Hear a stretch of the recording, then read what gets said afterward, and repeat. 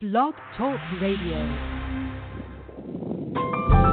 Welcome to Last First Date Radio, featuring interviews with experts in dating, relating, and mating in midlife. And now, here's your host, Sandy Weiner. Hello, everybody, and welcome. This is Sandy Weiner, and I am the confidence, communication, and love coach for women over 40. Every Tuesday, I interview top experts and cutting-edge authors who teach you how to attract and sustain healthy relationships. And today, I am going to be speaking with author and therapist Camie Vincent about how to date with less drama and more joy. In my 10 years as a life and dating coach, what I know for sure is that if you identify and heal unhealthy patterns from your past, if you honor and value all parts of yourself, especially the parts that people told you were too much or not enough, you're going to begin to transform your love life and become the woman of value who attracts in toe-curling, epic love. Every week I bring you a tip on how to be that woman of value, and this week's tip is step number 2, which is don't be a people pleaser. God, I'm a recovered people pleaser, so I know all about this, and one way to really ruin all your relationships is to just be a people pleaser. Try to please other people, because when you do that, you are turning yourself into a pretzel to accommodate others, and you're not valuing yourself enough, and you're not honoring your own needs. So take care of yourself first, and don't just please people to make them happy and make them like you, because that's not real relationships. That's just stuff from your past that you got to clean up. So when you do make nice and do nice things for people, do it from your heart, but don't be the doormat and be the people pleaser. If you are not yet a member of my private Facebook group, which is called Your Last First Date, please join us. You have to apply to join, and there are a few questions to answer because I monitor every single person who comes in, but we have over 2,000 women in there, and this is a group for single women over 40 who want to receive positive support, not a place to come to bash men or complain a lot. This is forward-moving, supportive sisterhood, and it's fabulous. So please join us. And I want to thank our sponsor, Audible. Audible is a fabulous way to listen to books on tape instead of reading them all the time. And you can get a free 30-day trial and one free audiobook by going to audibletrial.com/lastfirstdate. That's audibletrial.com/lastfirstdate. And now for our fabulous guest today, Camie Vincent. She's a psychotherapist in private practice in Atlanta, Georgia area, where I was born, I was just telling her, and she's a world traveler, and she appreciates the little things in life. She also writes an advice column for dating and relationships, and she is a romantic at heart who wholeheartedly believes in love. Join me now for episode number 292, Drama-Free Dating with therapist and author Camie Vincent. Welcome to the show, Camie. Hey, Sandy. Thanks for having me. It's my pleasure. So Camie lives in Atlanta now, in the Atlanta area, and she's from New England, and I live in New England and came from Atlanta, so we're kind of opposites, and we changed places, which is We fun. did. We definitely changed places. Yep. Yeah. So I always like to ask my guests how they ended up focusing on a specific area of pain, and it usually comes from our own lives, something we've overcome. So when it comes to drama and dating, Camie, how did that show up in your life? I, like everybody, have definitely had my share of relationships, that some were toxic over the years and that didn't work. But we learned many lessons in life. So I learned a lot from these relationships. But I was always curious, even far before I became a therapist. I was always that friend, curious about relationships, but I was always that friend that my male friends as well as my female friends would come to for advice. And sometimes what they were saying about dating was just so similar. And then sometimes it was like totally polar opposite. And it was always very interesting to me to hear their take on it, the different sexes and their take on it, and what they've been going through. So That's actually what prompted me to write the book, because I had that for so many years, and I'm like, I want to, talk to a bunch of people and hear, men, women, their viewpoints and whatnot, and and then now, of course, I deal with a lot of couples in private practice, and so it's interesting. And single people, of course, as well. And then writing the column, too. People write in that are single as well as in relationships. And, I like receiving their letters, listen to what they have to say. And, some people really struggle with dating. And then there's some that enjoy it, but a lot of people struggle. Mhm. Yeah, a lot of people struggle for a lot of reasons, and most of it comes from our family of origin and then the lessons we learn throughout our lives, and hopefully picking up on better ways to date and relate. So let's talk about dating drama, and what is it? So how do you define dating drama? Drama, to me, Sandy, would be best defined as insecurities, pretty much. Because, if somebody's really jealous or, controlling or, trying to change somebody else, all of this, where does this come from? It comes from our insecurities, and like you just said, you hit the nail right on the head. Most of it is, from our past. I tell people all the time, we learn to love and as well love and communicate from watching our parents or, whoever raised us. And, we don't always have the most wonderful role models. And so our communication styles that we grow up with, usually, that this is the way we're still communicating today. And so, when we try different things here in therapy, I said at first it will feel a little strange to you to all of a sudden try these different things because you've been, most likely communicating the way you do since you were a child. Mhm. And I so agree with you. I think that, I was saying before the show that I have my own idea of why so many men write on their profiles, I'm looking for a drama-free relationship. If you have drama, don't apply, basically. And I do think that that there's this idea that women, and I'm talking about from the women's point of view because this is who I coach and this is who I am, but that women hold a lot of stuff in, and they act like the cool girl. I mean, this is one scenario, but this is what causes a lot of drama. They act like the cool girl. They don't want to be needy, so they suppress, and then all of a sudden one day they implode, and the man is like, what is going on? She's crazy. Like, who is this person? So that's one thing that causes a lot of drama, and I see it in my group all the time where, somebody does something, they didn't really want to do it, and they kind of tolerated it, and then they're really pissed, and why didn't he pay attention to me? And then they get all whiny, and so they're trying to be the cool girl, but they're really really pissed off inside. So much of this is communication, like you said. Yeah, what do you think about that whole, I'm looking for drama free? Yeah, no, I totally agree with you, because, I think that people do go along, especially initially, right? Everybody's putting their best foot forward and trying to be that real cool, like you said, that was perfect, the cool girl. I'm easygoing, you could go out with your friends, it doesn't bother me, I'm just not saying much. And then all of a sudden one day they just explode because, they've been suppressing the way that they feel, definitely. Uh-huh. Yeah. And, like I was saying before, I have some of my male friends that say that they feel like, there's, like I wrote in that article, that women have, different levels, but they're all filled with drama. Mhm. Mhm. That's right. You wrote an article from my website and my blog about drama, and that was a pretty popular article too. So thank you for that. And I'll put a link for that article in the show notes for the show, so people can reference it. So let's talk about dating without drama. So we talked about communication. So can you give us some real clear ideas about how to date without drama? Yes, definitely. First and foremost, I think, Sandy, people, when they get out of one relationship, they really need to look at that relationship and say, what can I learn from this relationship?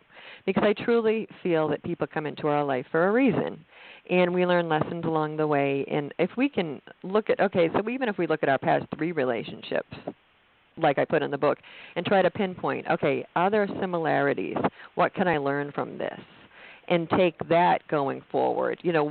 Really be clear. Have an open heart, first and foremost, and what am I looking for in a partner? And don't just settle. There's a lot of settling going on, and a lot of people settle because they don't want to be alone. All of their friends are married. They're lonely, and don't settle because I really, really think that so many people, they'll put up with a lot of drama per se. Just feel like, oh, I'm so lucky to even be in a relationship. And you shouldn't have to feel that way. Oh, I'm lucky he even paid attention to me. No. Yeah. Love yourself first and, work on, if you do have those insecurities, where are they coming from? Why am I so jealous? Why am I so controlling? And work on that so you're bringing a healthy, you're really healthy and you're bringing that to a relationship. And be fine with, being alone for a while. And, if a great guy comes your way, wonderful. And if not, it's okay too. Just go out and love your life. I totally hear you on that.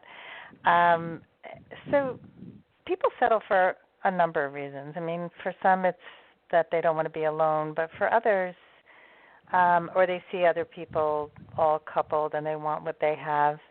I think for a lot of people, they also think that what they're looking for is not realistic. I know that happened for me before I got married, that I really thought that my idea of love was so impossible to find that I needed to scale it back.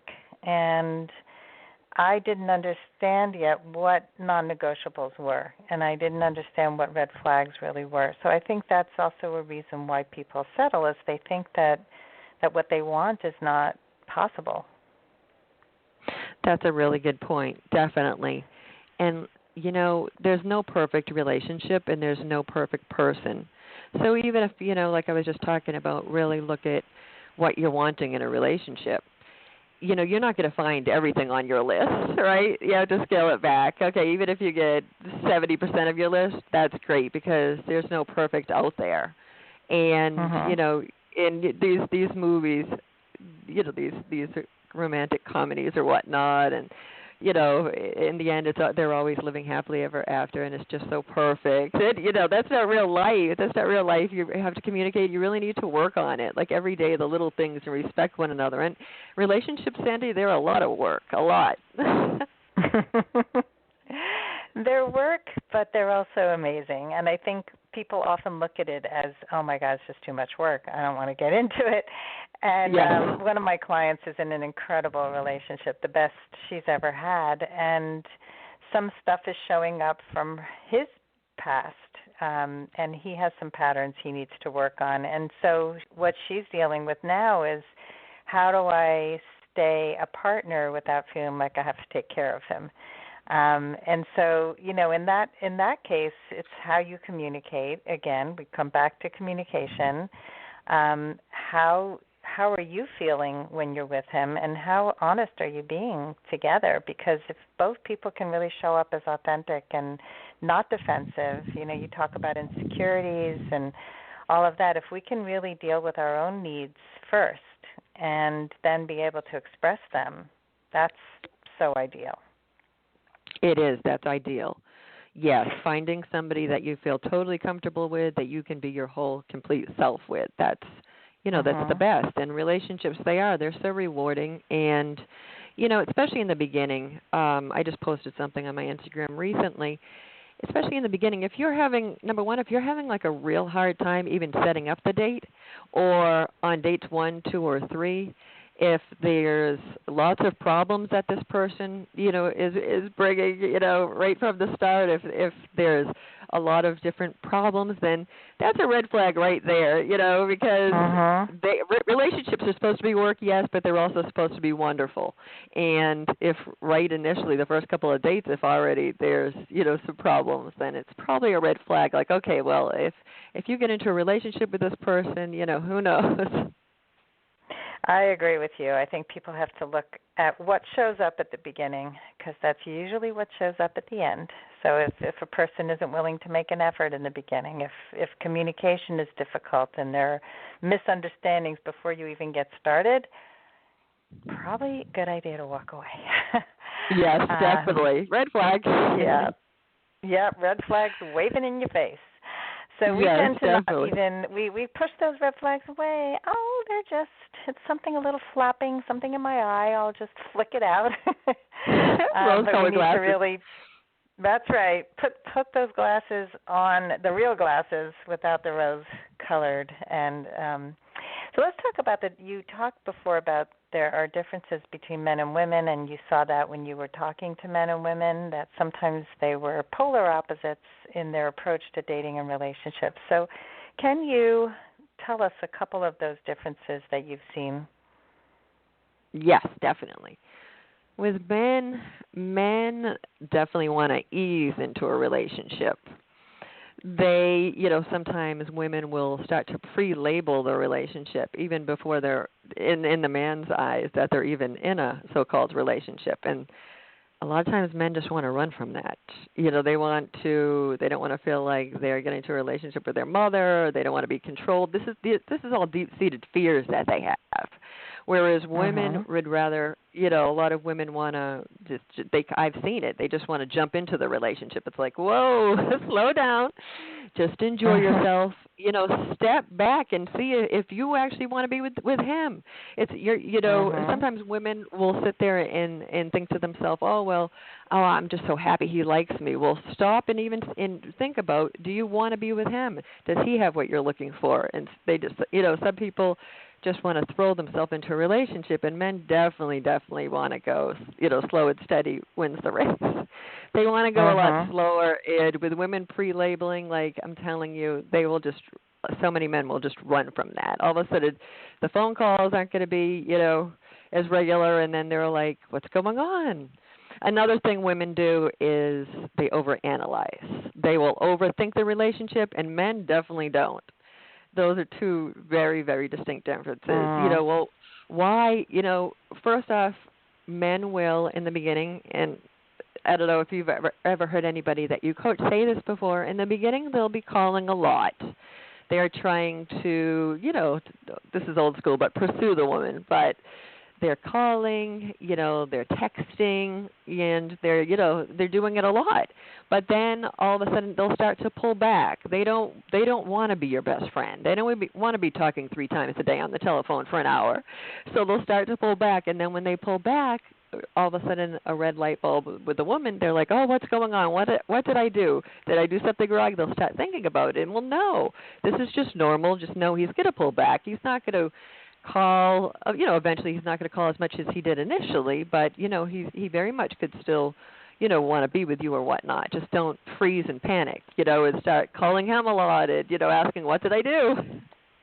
That well, one I it's see. that whole anxiety that sets in when she's feeling him pursuing, and then the first thing he does, she starts to think, what did I do wrong? And what's wrong? And, should I lose weight? Should I change my outfit? Did I say something wrong? I think this is such a common thing with women is they blame themselves for everything, and I mean especially people who've struggled in relationship and have poor self-worth.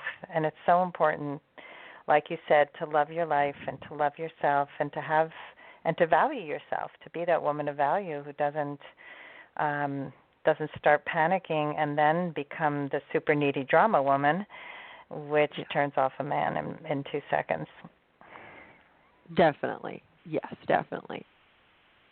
Yeah, and what you said about the pre-labeling is also, I've seen this where, you have certain qualities. A man has qualities, and it's like the first man they've dated in a long time who seems like he has potential, and they're already planning a future. And they're, thinking about their kids' names if they're younger, and they're, it's just like, I don't think so. So you do have to pre-qualify him, not pre-label, but pre-qualify and make sure he's Definitely. the right one for you. Yeah. No, did you have definitely. another thing to add to that, the differences? Yeah, in reference to the differences, a lot of men will actually say that women a lot of the times think that they're supposed to be mind readers. That's a big one. And they're like, really, we're simple, Camie. We just need to be told what you want because we can't read their minds. I wish we could, but we're not that good. So that's a big one, mind reading. And then on the opposite, a lot of times I'll hear from the woman, I can clean the entire house. This is when they're in a relationship. I can clean the entire house and run the kids to school and cook a meal, and I don't expect, thank you so much. And they take out the trash, and they want a pat on the back. And I said, well, number one, men love to please. They definitely love to please, which is great, right? I said, but not only that, you have to think about this.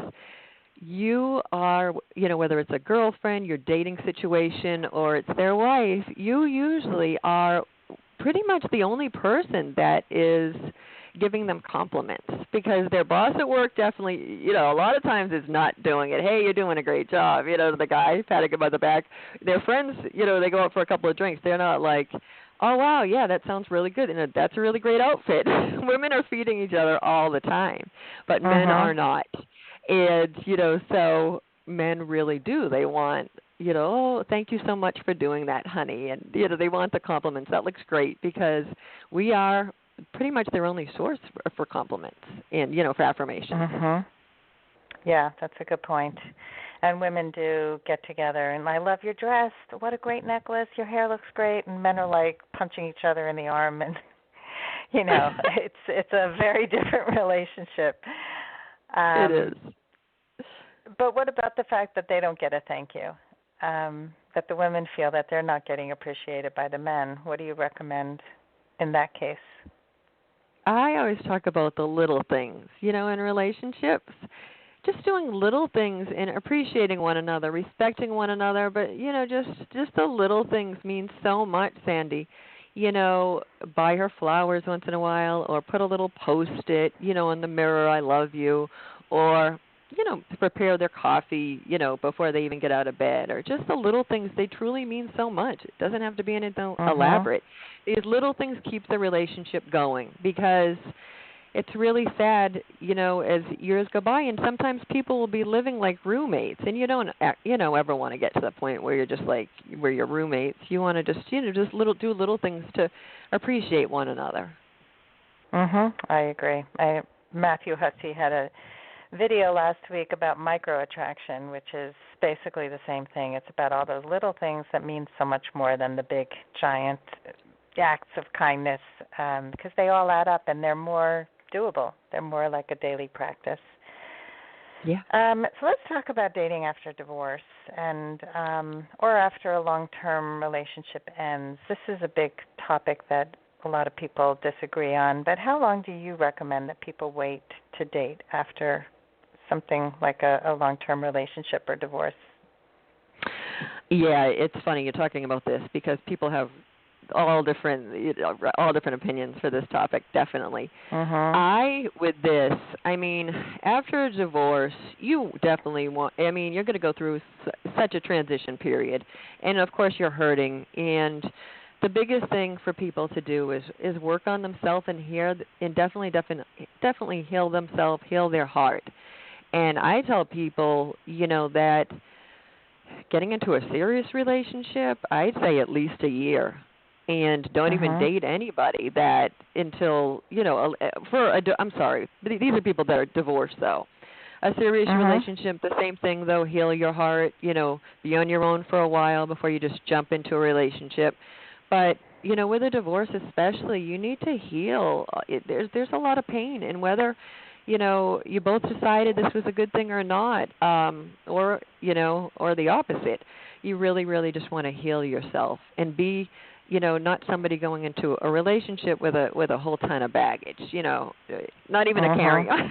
Try not to. You're right. But seriously, try to definitely heal your heart. And, usually if people, because again, right, if you are in a relationship for years or you're married for years, you're used to being in that relationship. And so when it's scary at first when you're out there, single again, some after like 20 years. And, a lot of people will have the tendency to just jump into a relationship. And 90% of the time I watch it play out, that relationship, that I call it the rebound relationship, it usually never works out. Yeah, we end up choosing the same partners often with a different face if you don't do the healing, and then you wonder why it keeps happening. And so the healing, the fact that there are parts of us that get lost in relationships, and you need to reclaim them after a long-term relationship ends, because I know I was married 23 years. I didn't know who I was anymore. So it's finding out who you were. Sometimes, people choose a whole different way of life. You're moving in a new direction. You might move to a new location. You have a new job, a new career path. People change everything. They change, gender, sexual orientation. I mean, things can really shift after a divorce. So figure it out before you start making mistakes on other people. Yes. So that's, great advice. When do you recommend introducing the person you're dating to your children? Because this is something else that a lot of people disagree on. It is. It's definitely one. There's some camps that say, right from the start, introduce them to your child, because if they don't get along, then hey, you cut them loose. But I do not agree with that camp. I do not. I really don't think that you should introduce them to your children until this is somebody that you are pretty sure you really feel that you see a relationship, probably a serious relationship forming with this person. This is somebody you really want in your life. You feel they're going to be there for however long, hopefully forever, and then gets to a bit more serious, and you introduce them to your children. Yeah, I totally agree with that. I used to watch friends of mine introducing men so early on, and their kids they were pretty young, and this woman thought, oh, my kids don't really understand what's going on, and and he's sleeping over, but they think we're just buddies. And I'm like, your kids are not idiots. They're really, I mean, they were probably like maybe 9 and 11. I mean, they were old enough, like pre-adolescent, adolescent, to know. And you're sending messages. And you also, for me, my kids were teenagers when I got divorced, and they were dating, and you're modeling for them. So if if you're bringing people in and out, and it's like a revolving door of people for them to attach to, not attach to, why should they get to know these people that you're dating if it's transient? It screws them up. I really believe people have to stop doing that. I agree. Yeah.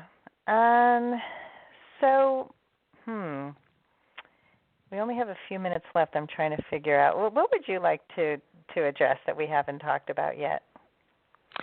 The one thing probably I would book too much, but all this is in the book. Believe me, it's all covered in the book. Pretty much everything, soup to nuts. It's all in there, Sandy. One last thing I would definitely love to bring up before we, in the call would be safety in dating, because I hear some things, and I'm sure you read it in the book. I hear some things that scare me that people are doing. I mean, women will meet guys on the net, and they will I've heard that same day, and they'll show up at their door to meet these men. I'm like, ladies, you don't know them. You know what I mean? You do not know them. I knew of these two gentlemen before. They were both pilots years ago. They were living together just temporarily for 6 months, and they'd meet these girls. They'd laugh about it. They'd meet these women, and these women would just show up at their door. They could have, I hate to say it, but they could have done whatever to them. These women don't know them, and that scares me. Especially with internet dating. I say, please, women, I can't stress it enough. Ladies, please, go meet them someplace for the first 3 dates. And then you want to, have them pick you up, that's fine. But, I mean, you really have to watch it, especially when you're at a bar, too. Don't leave your drink there and then go to the bathroom. They can put something in your drink. One of my main specialties is trauma, and I've heard the worst of the worst. And, just don't leave your drink there, even at the dinner table. I know I'm sounding paranoid, but believe me, I have the stories to back it. And people really, really have to watch out, Yeah, I totally agree with you. I see people getting in people's cars on a first date, giving their address out, even giving your phone number. I recommend, and actually it's if people are watching this on the internet and can see the slideshow of the show, I have something called Hushed. That's what I use, and it's a private protected line that cannot be traced, and that's the number I give out. You can also use Google Voice, but don't give out your private phone number. It can be traced to your address. It can be traced to your last name. And before you're ready to give out any information, please protect yourself. Also on Facebook, a lot of people put their phone numbers connected to their Facebook account. So if you give somebody your phone number and they just put it into the Facebook search bar, they'll find your whole account. They'll find out everything about you. So you can't be safe enough. Don't walk around feeling like you can't trust anybody, but take these precautions to keep yourself safe. Wow. So thank you, Camie. This has been a wonderful show with great information about how to be drama-free in dating, and tell people how they can find you and get a hold of your book. Wonderful. They can find me at either dearladylove.com or a step toward with an OS, TOWARD, change.com. Or either that or the book is on Amazon, it's on Barnes & Noble, and all other retail stores online. Awesome. Well, thank you so much, and good luck with your book, and thank you for doing this work out in the world and helping people to date with less drama and find love. Thank you so much, Sandy. Thank you. Thank you for having me. Thank you. My pleasure. Okay, bye-bye. And thanks, everyone, for joining us today, and I hope you go on your last first date very soon. Have a great day.